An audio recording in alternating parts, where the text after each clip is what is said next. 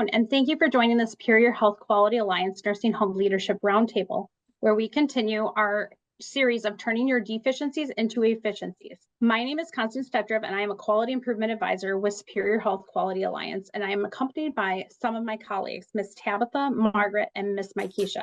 Ms. Mykesha will be monitoring our chat and providing you with any of the links, as well as our guest speaker today, Mr. Blake, the sanitarian. We host these 1-hour sessions on the second and the fourth Wednesday of the month. The first half is a didactic presentation, then the remaining time will be for Q&A. I just want to let you know that we have 4 more sessions of the Nursing Home Roundtable after this one. And so we just want to remind you that it's coming to a close here for this scope of work. The presentation link will be dropped into the chat momentarily, as well as oh, I lied. There's no polling questions this time. Please use the chat box to share any comments, questions, and even resources during the presentation. Besides learning from our speakers, we learn from each other and our peers. Today, towards the end of the event, we'll also put an evaluation link in the chat that will only take you 1 to 2 minutes to complete. We use your evaluations to help us give you a better experience. At the end of last week, the new 24-25 COVID vaccinations were approved. These are now making their way towards pharmacies across the country. These vaccines target the KP.2 variant of SARS-CoV-2. The CDC recommends that everyone ages 6 months and older receive an updated COVID vaccination. The vaccines are still among the best tools we have to reduce the severity of COVID infections. Both Pfizer and Moderna vaccines were approved. If you recently had a COVID infection, you could choose to wait 3 months before getting the new vaccination, as your immunity is already very high. If you recently had a COVID vaccine you could again wait the 3 months to stretch out your immunity. But if you had a COVID infection, you could also do the same. Though you will be eligible for 2 months after your last shot. Another important reminder is that it is safe, it is effective to get the vaccine, the COVID vaccination and the flu vaccination at the same time. Superior Health is still providing free mobile vaccination clinics and services through October 31st, 2024. If you're interested in getting a free mobile vaccination clinic scheduled, please email immunizations@superiorhealthqa.org.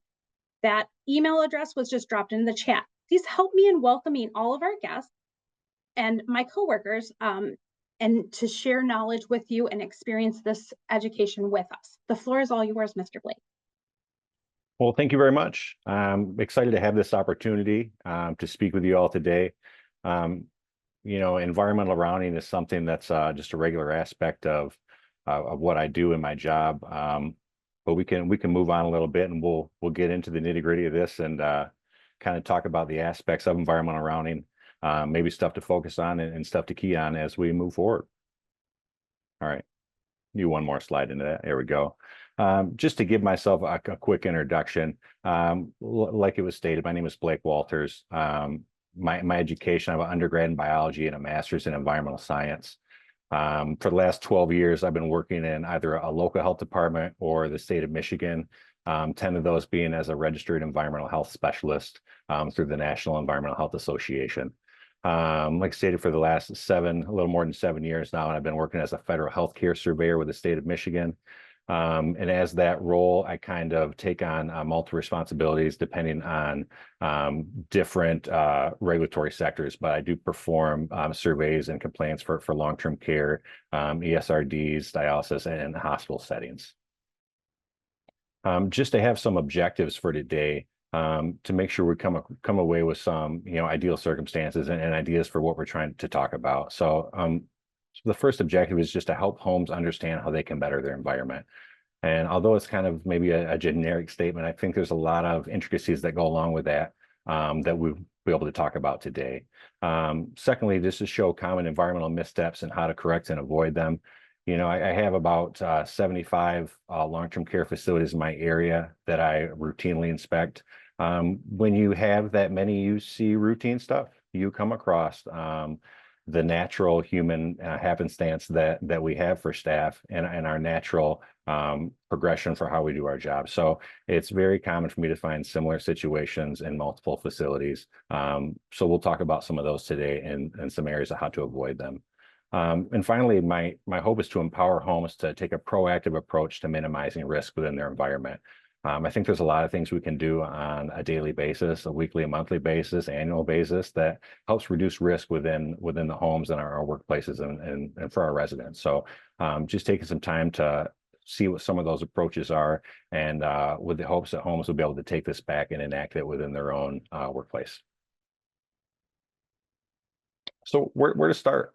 You know, a lot of times when I start my survey process, I have a setup for where I'm going, but from a home perspective, where do you start in trying to figure out what we do with environmental surrounding and how can we better our circumstance as a home itself? So my first suggestion is to find out what you know and what you don't know.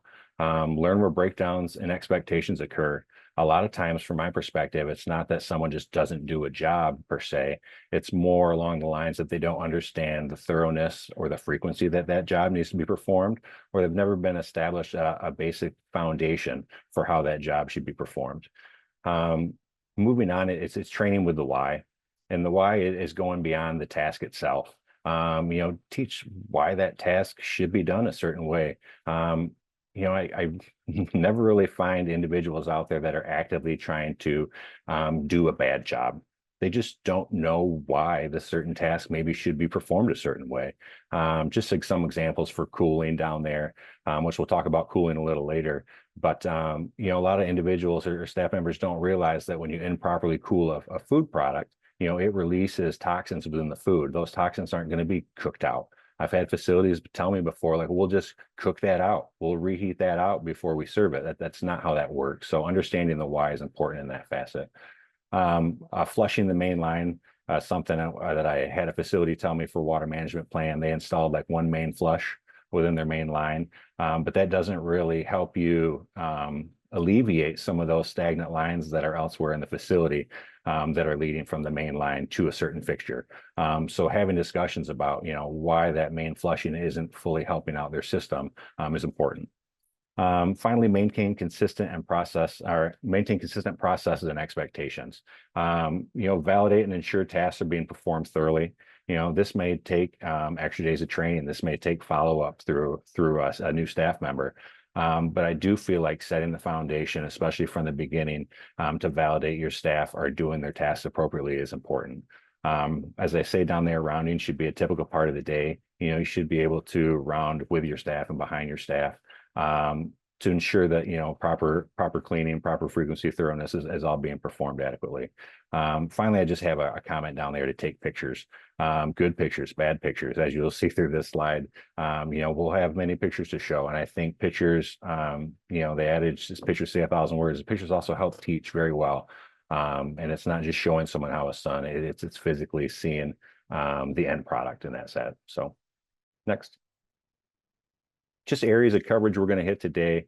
We're going to go over aspects of the kitchen, over aspects of environment with more maintenance, general repair, and then aspects of environment dealing with maybe more care, infection control. But starting with the kitchen, we're going to talk about dating, labeling, and discarding, cleaning, frequency, and thoroughness, ensuring proper working order of equipment. Those are three areas that I do find pretty frequently when I'm on site. For environment and maintenance, we're going to talk about some general environment regulatory aspects, whether we're talking about the temperature of our water for domestic use, the temperature of our ambient air, exhaust for the home, etc. And finally, for environment, we're going to take some time and talk about water management plan, what it looks like tracking that, maintaining records, and what facilities can better do to decrease risk and remove risk from the facility for water management. Finally, for environment on the infection control side, just sources of possible contamination. What am I looking for when I'm walking through? What am I keeping my eyes open for? What am I watching staff for? What do I routinely see when I'm out in facilities that I have to talk to them about or have concerns about? I did have a little poll. I don't know, Constance, if it made it through to you or not. I did send that off, but if it's not, that's all right too. No, okay. I did have just asking the crowd pretty much what their biggest concerns in the kitchen were. These are kind of what we find as surveyors in the state of Michigan as we go through. It's a lot of cleaning of food contact surfaces, date marking and discarding, proper and adequate sanitizer, whether it's with the 3-compartment sink or a dish machine, cooling of potentially hazardous foods. Has been one that I've seen a lot lately. And it's just, once again, it's teaching, it's understanding the why for it. Air gaps, for a long time, there hasn't been, at least in the state of Michigan, for a while, there wasn't regular sanitarians inspecting the kitchen.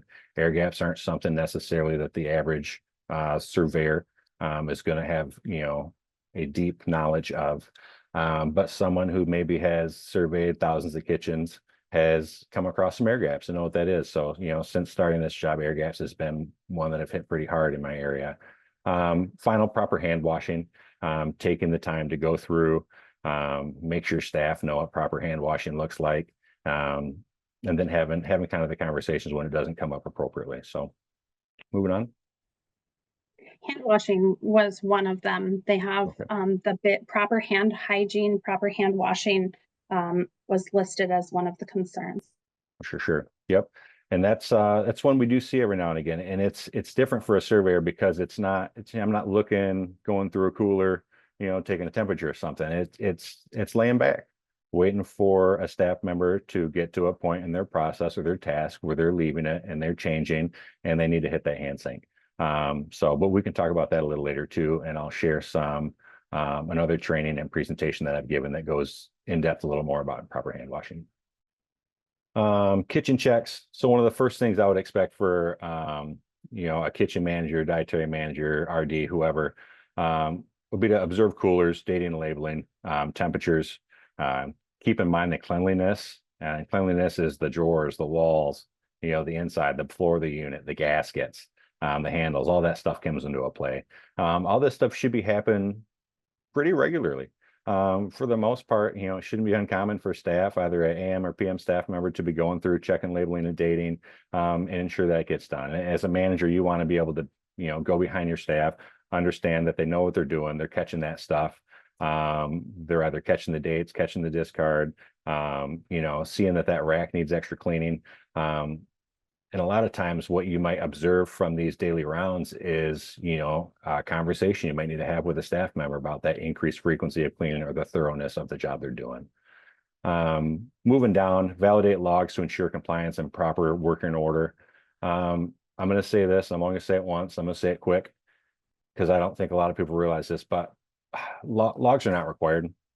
Logs are best practice, 100%.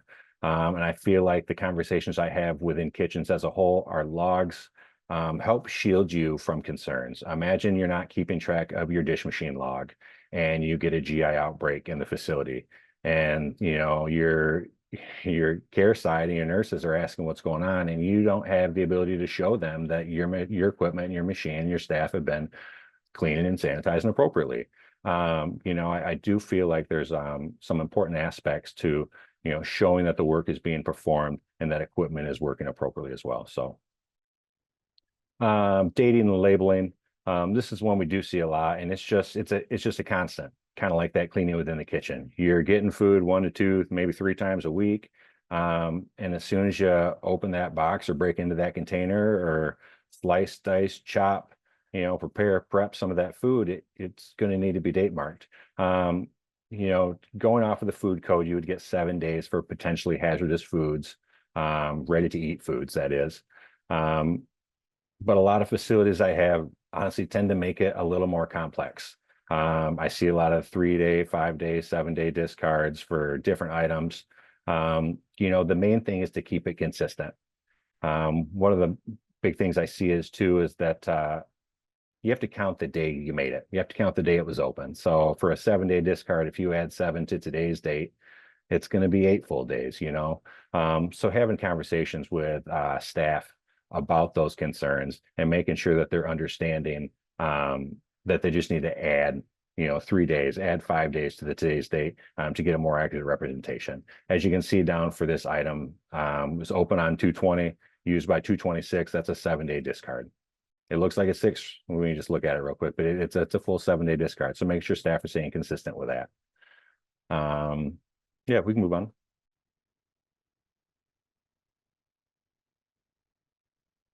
More about dating and labeling. There's a lot of commercially prepared manufactured products that come with their own best by date for best quality date, expired date, and that can get confusing. The main thing to know if it's a potentially hazardous food, you get 7 days. And if that manufacturer best by date or expiration dates past that 7 days, you still only get 7 days. So keeping track and being aware of these certain products. Some stuff I come across quite often are MedPass 2.0, Great Shakes, Mighty Shakes, nutritional supplements, thickened beverages. All of those have manufacturer's dates that are 4 days, 5 days, 7 days, 14 days. And if they have a manufacturer best date like that, or a manufacturer date, you have to be aware of that. Some of the ones I find often are the Great Shakes and Mighty Shakes that are 14 days from thaw. A lot of facilities, probably the majority of the ones I go to, may go through a box of shakes within those 14 days from thaw. But if they don't date them, they don't know that. So it's talking to the facilities, making sure they date the box, they date a tray, they date every one of them. There's so many different ways to do it. But it's making sure that you're minimizing the risk that that one shake is going to end up in a pantry down the hall with no date on it and be given to a resident 2 months from now without anyone being aware that it's been there that long. For best quality is an interesting topic of conversation. I see this all the time. Low or soy sauce, refrigerate after opening for best quality. It's not required. It's not a public safety issue. Typically, it's a conversation I have with facilities and that I tease them about and be like, oh, you don't care about the quality of your soy sauce. And it's more or less just a general discussion to have with facilities. But for best quality doesn't necessarily mean it needs to be expired at that point in time. But let's talk about this milk because this is the one I see the most. Best Buy. When there's a best buy date on an item, the idea is that the consumer gets to decide whether that product is still good for them or not. In our homes, who's our consumers? It's the residents. So the conversation I have with the facility is like, unless you're going out to the dining room and asking Sally if she wants the milk past the best by date, you should probably just discard that milk. And that's usually the conversation we have. They're the consumer, they should be the one making that decision, not the kitchen. So moving on to some dish machine logs. It's one of the things I find with issue most often too. There's a lot of nuances that go along with dish machines. There's a lot of minimum requirements. The good thing to know is that every dish machine should have a data plate on it, and that data plate should list all the minimum requirements for the machines. Just as a reference, we have a couple of things here. We have a dish plate thermometer in the bottom left. That's what I use to assess the internal temperature of a dish machine. The food code states there should be an internal temperature of 160 degrees or higher for plate, sanitizing and contact inside the dish machine.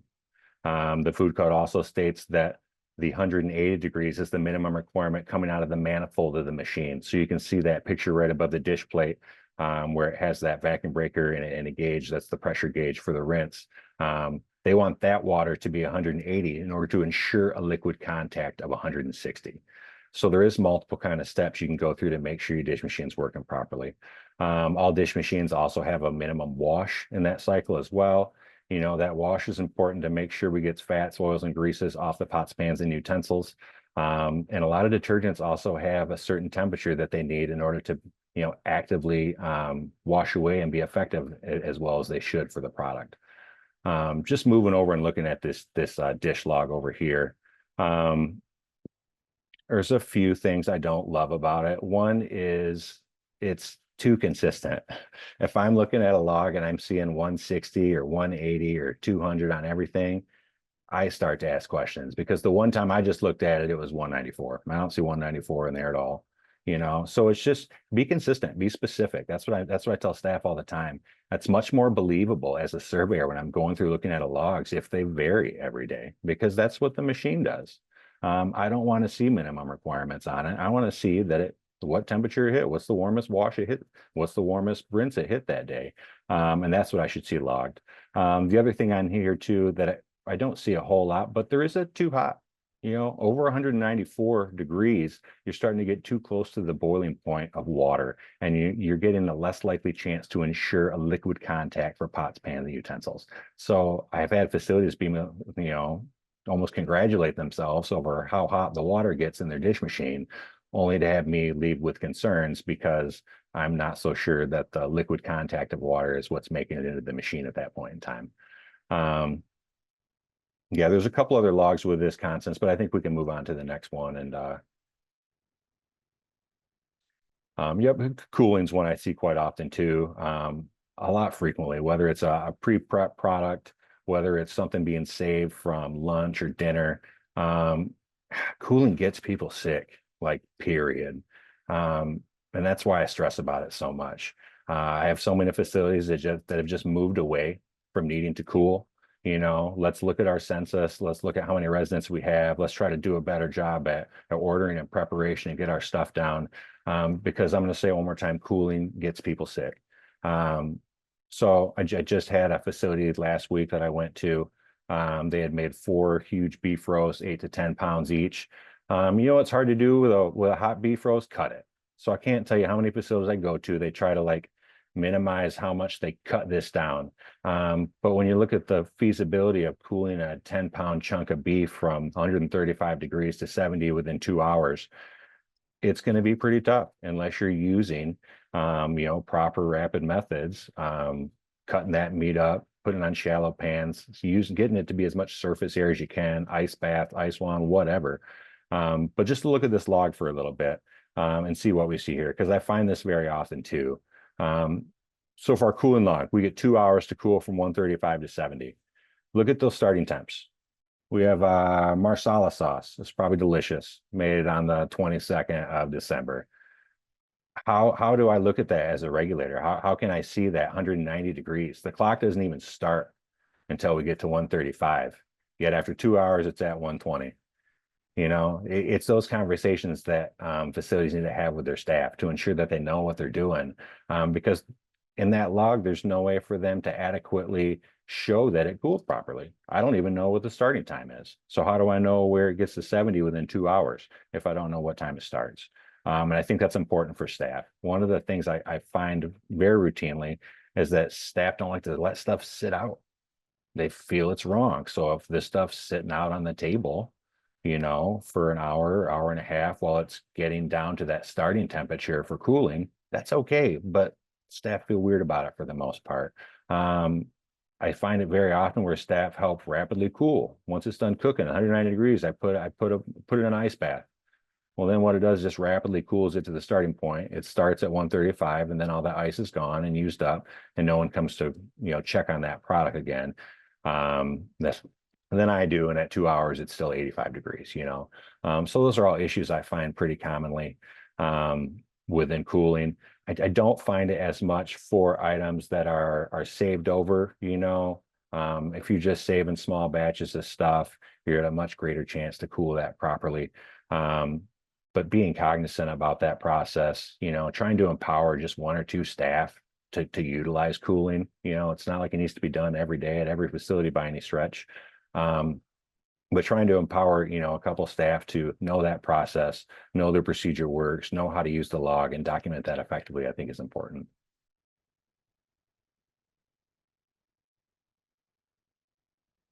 Some more kitchen checks to look at: clean in place equipment, and we catch this a lot: stand-up mixers, slicers, carts and racks. One thing I do talk about is cover them when they're not in use. You only use the stand-up mixer, if you're for your large facility, you might use it every day, but mostly I hear it's once or twice a week. After you use that stand-up mixer, just cover it up. Get a plastic cover or something on there to make sure it's not next to the toaster, to make sure it's not next to the slicer, whatever, where it's going to get added debris, and then I'm going to look at it and find accumulation on it.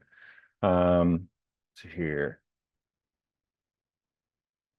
Slicers, carts, racks, kind of the same thing. I feel like slicers are starting to go by the wayside. I don't have that many facilities that use slicers anymore. I think the price point between just buying sliced meat and not having to worry about cleaning a slicer is getting closer for a lot of facilities. Not to mention, once again, your census should probably be 60, 70 plus to really have a worthwhile use for a slicer, than to take the time to clean it. Employee tasks, let's see, validate staff daily tasks. been performed. So it's kind of what we talked a little bit earlier. Ensuring staff know what they're doing, ensuring staff know what the expectation is. Sometimes I just find that they just weren't ever shown the great way to do it, weren't ever shown the proper way to do something, or as how thorough a job should be done.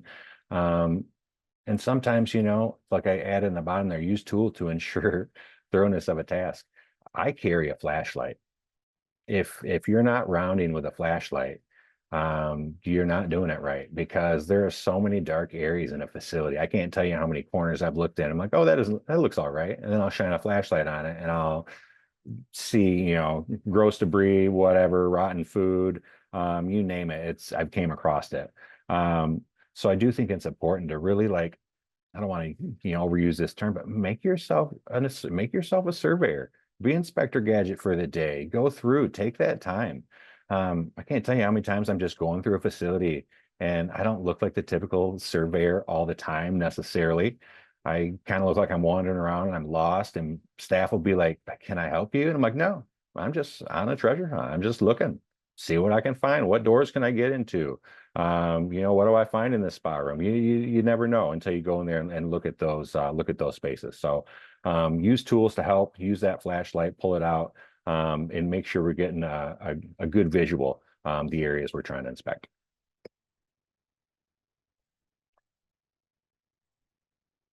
Here's kind of a smattering of pictures. I was hoping they'd come up one by one. It didn't work out totally great, but we do have 3 front pictures here. I can tell you the first picture on there you don't see that's covered up is a microwave.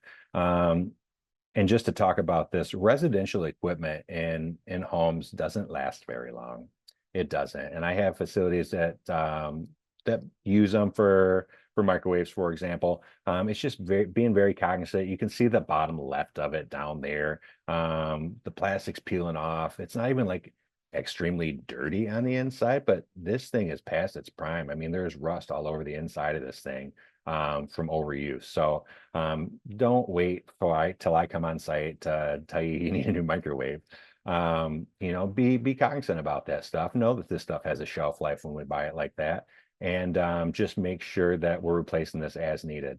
I get worried about the chipped off pieces ending up in food, reheated product, coffee, whatever. And that's my big concern with some of that. The front left picture up here is the spout of an ice machine. It's not the most egregious ice machine I've come across by any stretch.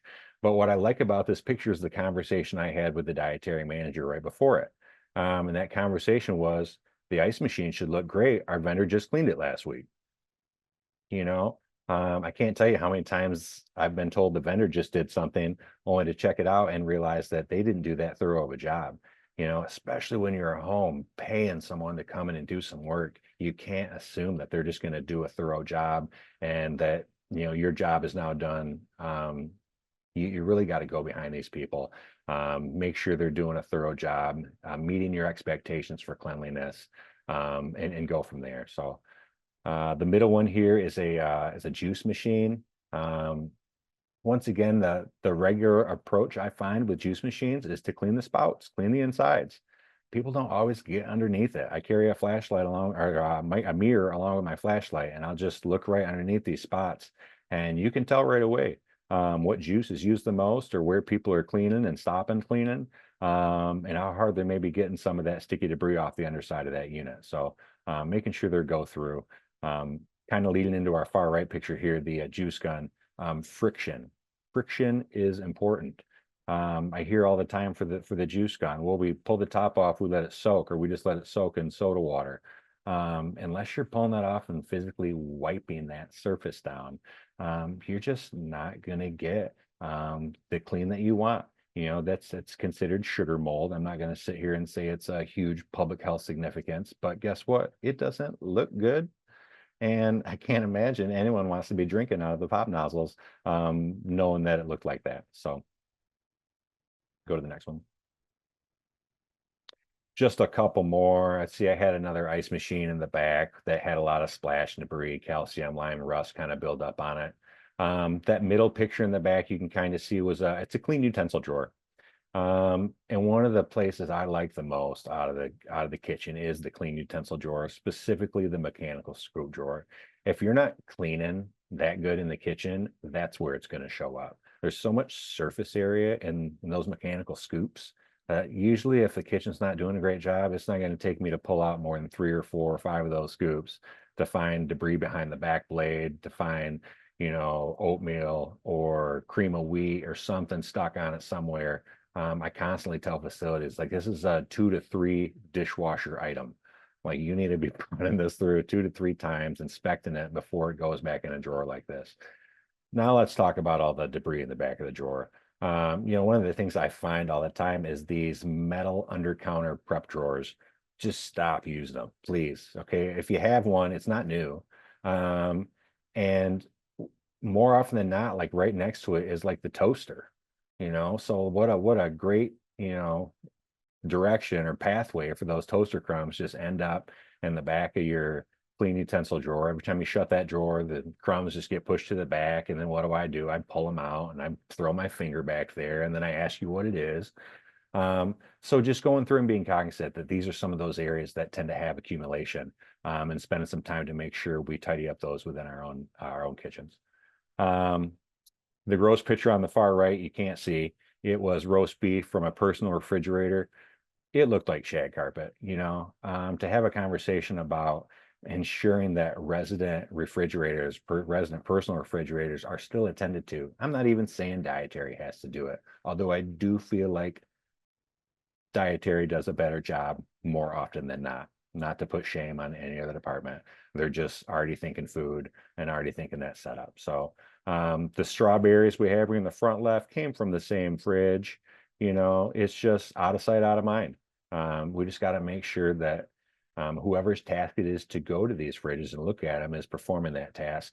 And I find more often than not, it's kind of a pointing game when it comes down to resident food brought in from outside sources. And the best facilities take a team approach. Families and visitors are not bringing food to the kitchen when they get there for their loved ones. They're probably dropping it off to a nurse or a CNA. So the best point of contact, maybe in some of those aspects, is making sure that nurse dates it really quickly before it goes in the fridge. Most dietary departments, they already come down once a day to maybe stock a pantry fridge or to stock a kitchenette, etc. Go through, clean it out. Looking in these fridges and making sure that the resident food that came in the last day or so is still dated and up to par and not, needed to be discarded is important. I was just in a facility yesterday.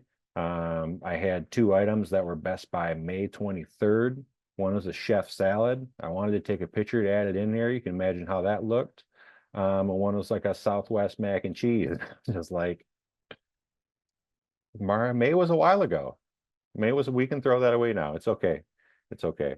The canned goods on the right are actually from a emergency stock. So it was interesting. This was on the bottom, stacked away. Once we started counting stuff up to make sure the menu made sense, we started pulling some cans away and we came across this. This is the worst I've ever seen. Cans were distended. They blew up. I didn't love the raw wood that it was stored on in the first place. To show them that, hey, when you have raw wood, it's no longer smooth and easily cleanable. In case you have a case of mandarin orange that blows up in the back of your thing, now your whole shelf's going in the trash. So it was a good conversation to have. It's a teaching moment, but I do think, to be cognizant about what is out of sight, out of mind, and still kind of try to take a gander at that stuff. It's like you need to on a daily or weekly task, but maybe every month or two, we're checking out our emergency stock, make sure stuff's looking good. Staff didn't take a beef stew or a case of corned beef hash or whatever. I find that quite often too. So yeah, just making sure your stock is appropriately rotated and looked after, even if it's stuff you're not attending to every day. Meal service, test trays, and audits. I did want to take a moment to talk about test trays and audits and meal service. Palatability is something that I feel like it's just been coming into play more the last handful of years, especially. I've actually enacted just pulling a test tray every survey I'm on now, because a lot of times I'm only on site for one day. And if I hear at 2 p.m. that, residents think the food's cold, I don't know where I'm getting a test tray at that point in time. So good, bad, or indifferent, I'm going to pull a test tray. I hope that I get great results from it every time. I hope it tastes great. I eat it, I temp it. But one of the big things I feel like people need to do is figure out what that temperature relationship is between their food and their residents' palates. because I feel like it's important, and not that many individuals take a temperature of something before they put it directly in their mouth. Um, to start off with this, let's talk about, know and understand expectations for residents meal service. What do you want hot food to be? What's your goal? I can't tell you how many times I hear 135 degrees. I'm like, well, the food code doesn't care about palatability. I know why you say 135 degrees, because that's the minimum hot holding temperature for safety. But this is palatability. This is consumption at this time. I'll be honest. When I look, I try to make sure hot food's over 120 degrees on that plate. That's kind of my baseline minimum for it. And I really urge you to take a temperature of a product and see what 150 degrees feels like in your mouth. You may assume you're going to get third-degree burns, but I promise you that tater tot is not going to burn your mouth.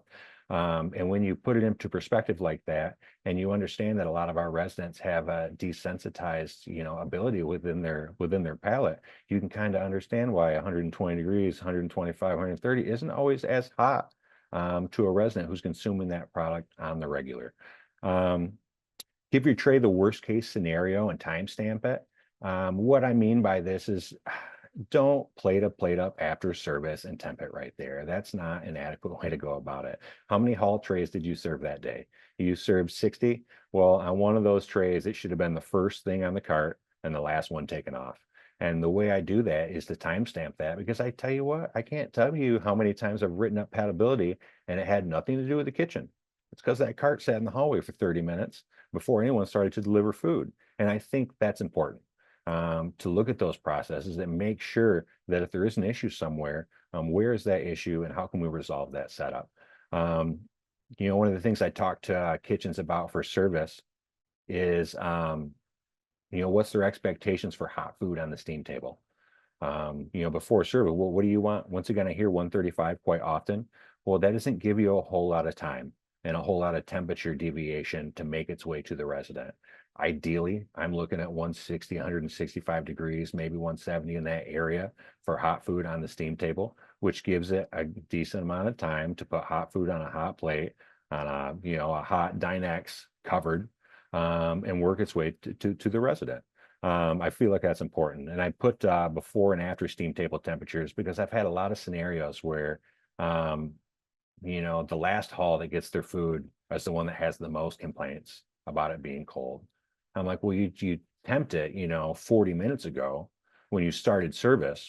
Why don't we temp it now? Why don't we care after service? And I've had facilities find out that their steam tables drop 20 degrees, and they don't typically see that within the full setup of their service. So until they start, taking those temperatures at the end, and realizing maybe the drop, or that they should turn up their steam table more, or maybe we should stagger our prep for how we're getting out items to making sure everything's not done at the same time, so we're not having to, hot hold extra stuff off to the side, etc. But I think all that comes down and it is important. Just to talk about this picture really quick. I took it because I didn't think this was a great lunch that day. One of the things that I look for palatability is I don't let sites be me. I don't want it to be me with the concern. I need resident concerns. I went around for 3 hours after I got this meal, couldn't find one resident that was dissatisfied with this lunch this day. So I do feel like it comes into play with making sure your residents are happy, understanding, what their expectation and what their preference is. I have a lot of facilities that do one resident choice meal a month, and you may think sometimes it's always prime rib or lobster or something. No, no, they're telling me like it's meatloaf, because we haven't had it on the meatloaf's usually on our fall winter menu, and we haven't had it this year for summer yet. It's usually items that are pretty easily incorporated, from what I understand from the homes I go to. We can move on.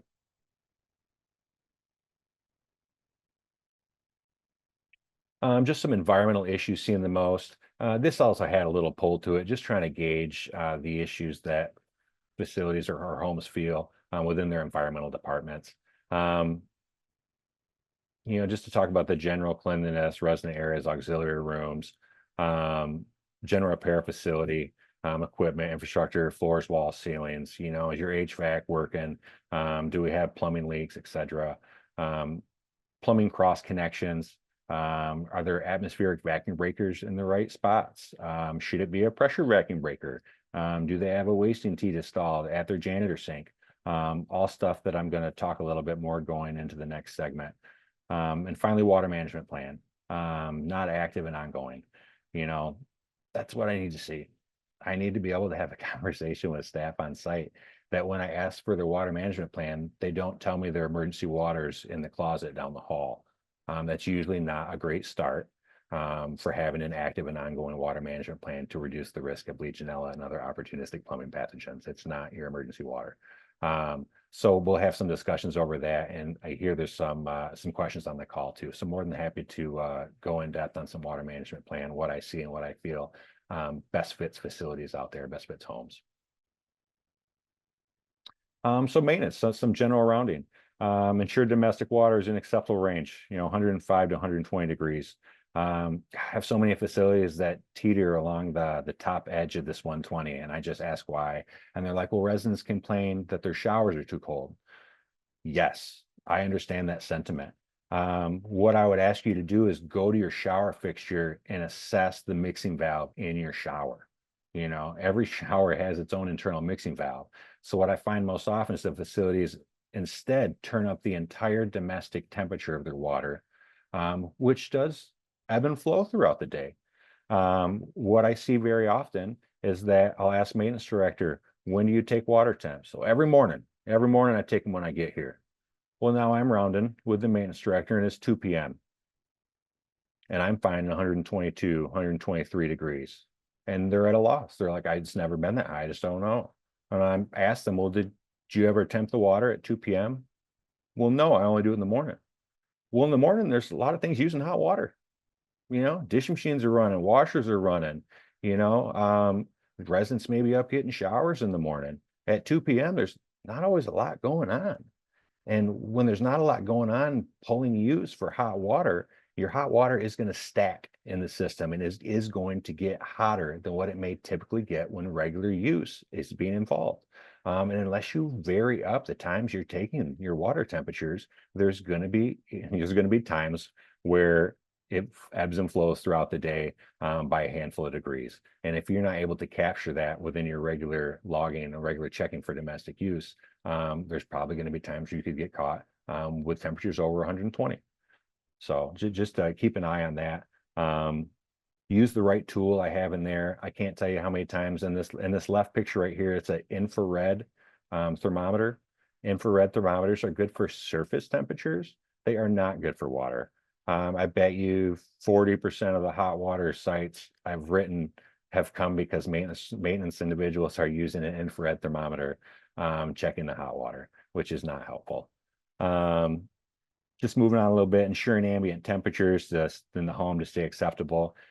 This is hard sometimes, I don't know about your particular facilities who may be on the call, but mine range very much so to facilities with portions built in the late 50s to facilities that are brand new. And when you have an issue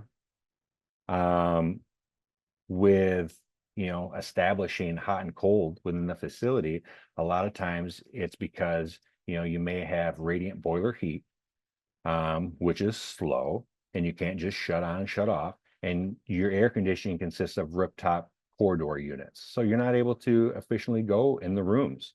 This can cause issues when you have residents that want to keep their doors open or closed, etc. Looking at the time here, I'm going to speed it up a little bit because I want to get into water management too.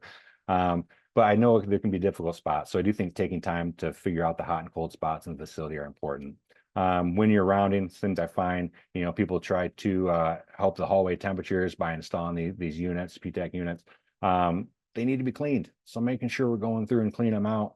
They get a lot of debris in there. There's not always regular service for them. So it's one of those areas you got to shine a light in.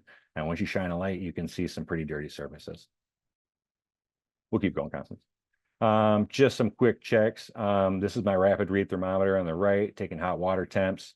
On the left is a main mixing valve. So it's actually mixing the hot and cold water for domestic use. These are very important. If your facility has a main mixing valve, it allows you to do a handful of other things, including reduce the risk of Legionella growth within your hot water supply by allowing a kill step in the system at 140 degrees and allowing you to maintain hot water temperatures outside of the 77 and 108 degrees, which Legionella likes to grow and spread in. Just some other quick pictures for rounding. General cleaning, general repair of facilities, window sills, getting accumulation. I'm going to say mold looking because I'm not a mycologist and I wouldn't put mold in a report, but it looks like mold. That's all I'd say. Just the back half of the building here. You know, it's all about timetable. This happened like 6 months before a survey. They still hadn't fixed it. It's just too long, too long. Making sure we don't have open holes and repairs in this bottom picture here. They did all that plumbing, but then didn't frame it all in. So it's just open for pests to enter the facility. We have some kind of leaking out of the windowsill over here. They actually had a repair in the facility where a company came in and plugged up a bunch of weep holes. So the moisture was seeping into the facility as opposed to coming out the brick on the outside. But water management plan, reducing the risk here. Up-to-date risk assessment showing homes layout and how the water is distributed and where hazards may be. These are part of the requirements. You should have some sort of up-to-date risk assessment showing this. It could be a facility layout. It could be a block flow chart, you know, showing how water flows through the facility and where the hazards are. Going down to routine flushing is one of the biggest things facilities can do to help minimize risk. You should be hitting minimal use and unused fixtures. If you have vacant rooms, vacant hallways, they should be flushed weekly.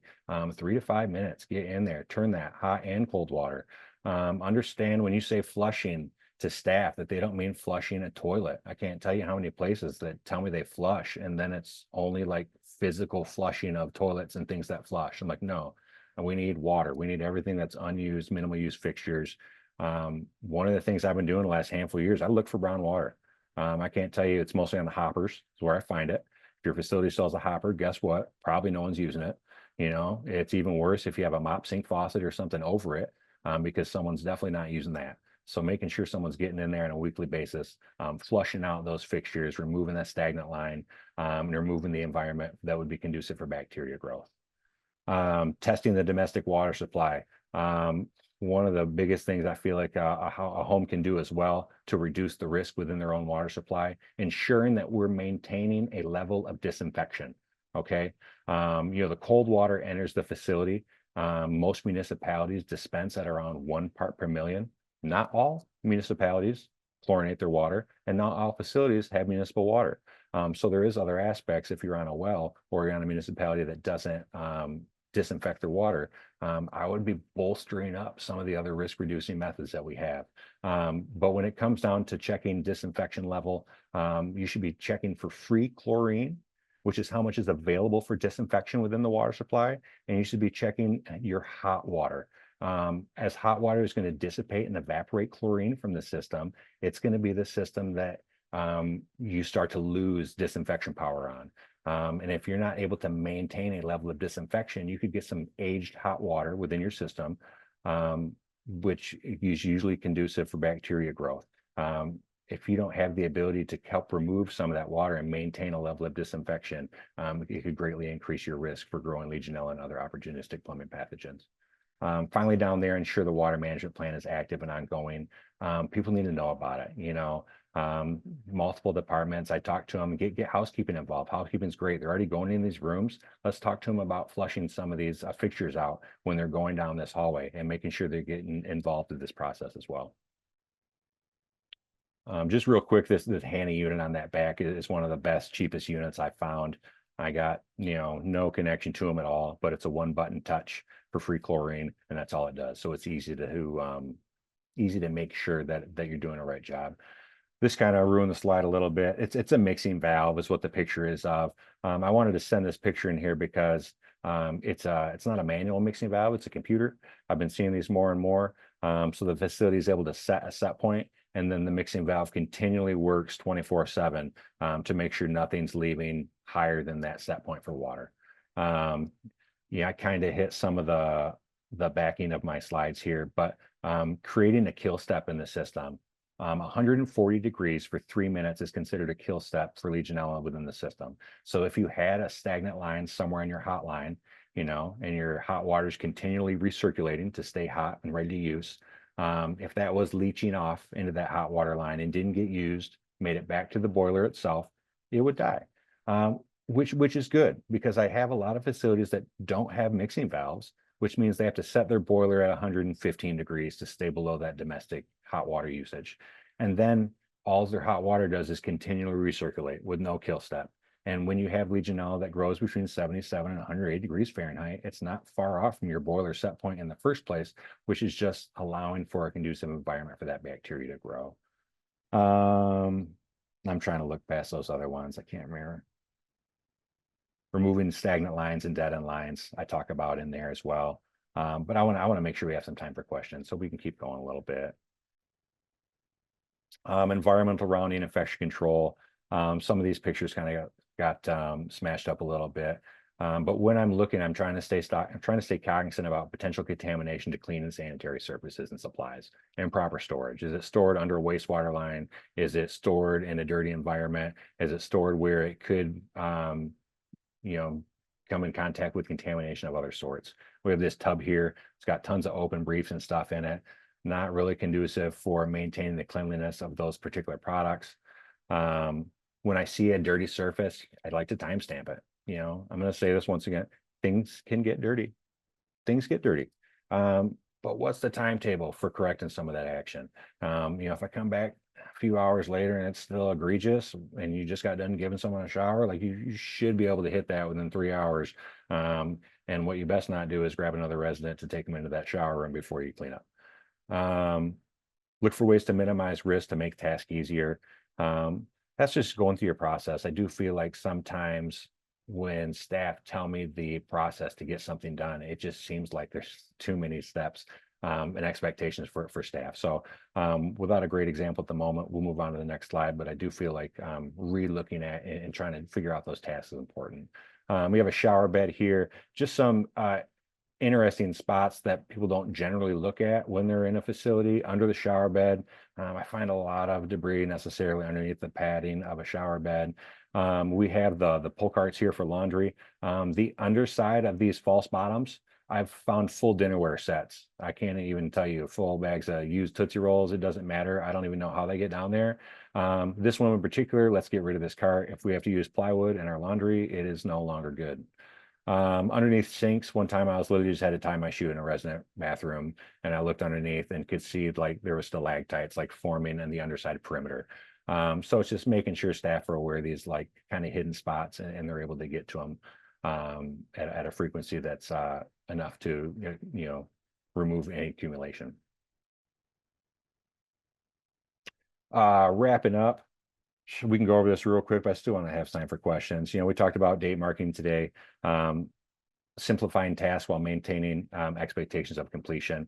I do think taking pictures of a perfect condition of a linen closet is a great idea, and posting that picture right there so that anytime staff fill that linen closet or look at it, clean it, they can see what's going on, and they can reference that picture, for example. Validation, we had talked about, you know, let staff know that you're going to, you know, that you're making sure they're doing their job, but don't always be in front of them. Don't always do it right behind them. Talk to residents too. You know, if you have especially a housekeeper, go in after him, see how that interaction went, see how the room looks. I think that's important. Don't be afraid to learn. Most of the facilities have sister homes out there. New staff should be privy to what may have happened on the 2567 history. I think that's important, to know what may have happened in that home and how to better it. Read regulatory text, interpretive guidelines. I know it's not always the most glamorous reading, but I do think it's important. Know your home's policy, and I put change it there because I can't tell you how many times the policy is so much more stringent than the regulation. And I feel like homes at times put themselves in a corner for how they want to operate. And I do feel like to try not to over policy yourself as a home is important, not to expect so much more than what would be the expectation for the regulation. Just some resources for water management here. here's a free 3-hour training. That's what we actually give facilities as part of a POC to make them take this training. And then just the toolkit for the CDC Legionella toolkit. Some other resources that I'd added from the presentation, just looking at the state operations manual, we go by the 2017 FDA food code. The bottom is a link to a presentation I gave a couple years ago on kitchen compliance, common kitchen citations and compliance solutions, is it? So that is a much more in-depth kitchen. It's over an hour long. Me and a coworker did the presentation with a regional dietitian for a home in our area in Michigan. So I do think that's a great resource for anyone who would like it. So we do have a few questions that I want to make sure we get to. Yep. There was one about temps, asking if temps below, I can't remember, 105. 105, is there any risk for that? You know, I actually went to cite that one time and I didn't have any resident complaints, and I had written it up and I was just looking like I need something to tell me why. I'm not going based off of feelings. And what I had found was that the CDC says don't wash your hands in too hot of water or else you'll dry and crack them out. You know, the only low water temp I can find for a requirement comes down to the food code, which more often than not, it's a resident carry area. I'm not finding it. You know, so unless I have resident complaints associated with cold water personally, and I find it below 105, that's when I have concerns for it. I do feel like a lot of those situations, it's a mixing valve issue, and the mixing valve tends to need to be adjusted. Mixing valves last 3 to 5 years and they fail cold. So if you're a facility that's been built in the last 20 years, 25 years, and you were required upon, you know, construction of that facility to have mixing valves installed, you know that they're going to fail cold, know that you're going to have to check them a lot more, know that every room could be different from the room next to it. And it's just takes more time for sure. But if I got 103, 104 degrees necessarily, and I didn't have any resident complaints, I would just be informing facility staff or home staff that issue came up. What are the key best practices for water management? And then we have to super hurry because I got a little bit at the end. Totally. The best practice for water management is to have a team. You know, there should be multiple departments looking into how this process and how this plan is being carried out. With that team, there should also be a risk assessment. We need to know where the risk lies within the facility. Do we have a cooling tower? Do we have a decorative fountain? Do we have the ability to maintain our hot water at 140 degrees for higher? Do we have a main mixing valve? All these things are important in determining risk within the facility as a whole. I do think flushing and taking regular samples for disinfection level are the two most important things you can do on a regular basis. If there's anything you're doing now with taking Legionella samples, I just don't think they do a whole lot. You take a sample, you send it off 10 days, you get results 10 days later that you either had Legionella or you didn't have it in your facility. And it's not reducing any risk level actively and ongoing. You're just taking a stab in the dark to see if we have it or not. So I do feel like that time and energy could be spent elsewhere, testing for free chlorine, spending time on removing dead end or stagnant lines, and routine flushing. Okay. Thank you so much. This was a great presentation. And in fact, I wanted to chat with you after this is done, just to ask you a quick question. But Sure. Before we conclude, I wanted to tell you all about our next presentation. You can join us September 11th for sexual abuse training with Cheryl Hedden from the state of Minnesota. We'll continue our series again with turning deficiencies into efficiencies with some insightful education around sexual abuse training. Again, as I stated at the beginning, with the Roundtable, I want to remind you that as of the end of last week, the new 24-25 COVID vaccinations were approved and they're making their way to pharmacies. So please encourage your residents and staff to get vaccinated. It does vaccinate you and target the KP2 variant of SARS-CoV-2. The CDC recommends everybody getting vaccinated that's 6 months or older. If you've received a recent vaccination, you could wait up to 2 months to have 2 or 3 months to be vaccinated. I want to thank you for participating. Don't forget that we have a After survey here that you can complete before you leave today. We need that information to better inform you on the presentation. After this, we will only have 4 more presentations, and we look forward to seeing you back on September 11th. Thank you so much, Mr. Blake. Of course. Thank you.